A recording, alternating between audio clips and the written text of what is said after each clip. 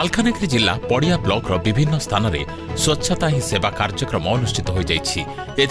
पड़िया ब्लॉक कार्यालय समेत 8 गोटी पंचायत बापनपल्ली और विभिन्न बेसरकारी अनुष्ठान में स्वच्छता ही सेवा कार्यक्रम अवसर में सरकारी अधिकारी यह अनुष्ठान में कर्मकर्ता और स्कूल छात्र छात्री एवं स्थानीय लोके मिसी आखपाख अंचल में सफाई करने सह स्वच्छता उपर गुरुत्वारोप करते। पड़िया ब्लॉक बापनपल्ली पंचायत में स्थानीय पंचायत संप्रसारण अधिकारी और आईटीसी मिशन सुनेरकाल सहयोग में चलुवा ममता मातृ और शिशु स्वास्थ्य संगठन सहयोग में आखपाख अंचल में गाँ कल्याण समितिर सदस्यों को नहीं पंचायतर आखपाख अंचल में सफाई कर ग्रामवासी को स्वच्छता बाबद बुझाई।